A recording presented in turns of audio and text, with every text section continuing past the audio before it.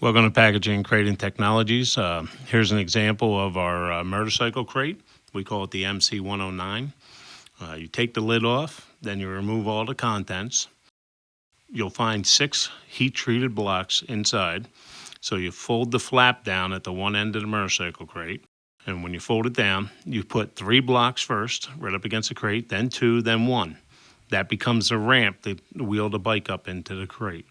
We recommend that 2 people do this just so you have stability on the bike. Then you put your kickstand down. Make sure that you're over top of one of the slats. Now you got these red straps.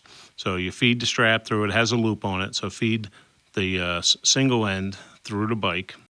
Pick your point. It can be a peg. It could be the side frame.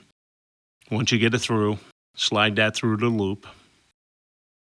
Go ahead and pull it tight so that you got a nice pressure up on the frame. Then you're going to go ahead and bring it into the ratchet part. Now, when you're first starting, you want to get all 4 of them done before you really start to put some pressure on the bike. Put it through the ratchet, pull it hand tight, bring it back, ratchet it down, just so it's taut, not so it's like got a lot of pressure. Get all 4 of them on the bike.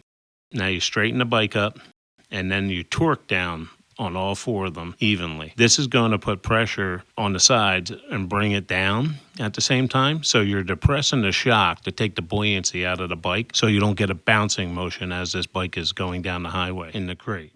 Now you're going to take those 6 blocks that we used earlier for our ramp, and you're going to put 1 in front of the front wheel, 2 on the side, 1 behind the back wheel, and 1 on each side, and screw that down. Because of the tight straps and because of the blocks when they're all done, the bike has nowhere to move side to side or up and down because the shocks have been depressed. All right, once your blocks are attached, you go ahead and throw over the micro poly shield. This will keep anything from scratching the bike. The guys are now assembling the walls. The walls are the shape of a J. So you got a wall across the front, a wall that goes all the way down the length of the crate, and then a little piece that goes on the end. We call this the short wall. This is how you get the strength in the crate from the J. So that's one side. Now they're going to get the other side. It's important when you're putting these together, that small wall, as we call it, you always want that to be on the outside of the large wall when you're putting them together in the channel. If you do them wrong and you put the small one inside, you take the strength of the crate down to less than 1,000 pounds able to be put on top of it. If you put it right and you put it on the outside, once it's on the outside, that crate can take 4,500 pounds, 4,000 pounds on top of it all day long.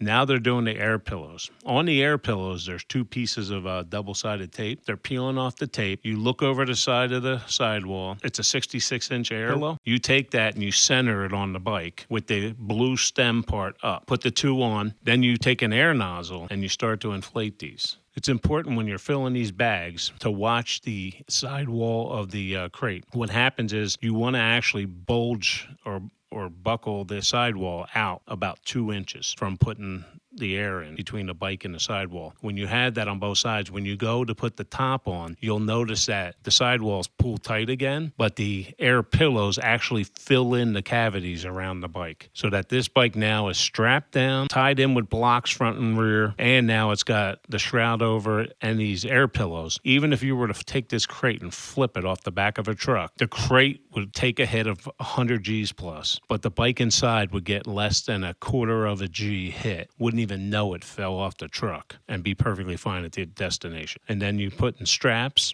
1 all the way around and through the skid.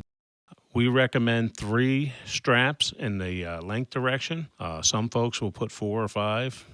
That's totally your choice. The more straps you put, the stiffer the crate is. One thing with this crating, when you start to strap it, especially if you're using steel strapping, as soon as you see a crinkle in the top lid, pluck the strapping like it's a banjo string. You'll notice very quickly that it's taut. If you keep cranking on that head, you put more pressure, you will actually break the metal strap. Once you got all 3 of your straps on in that direction or more, you're ready to ship. Thank you for watching the video. I hope you have an amazing day.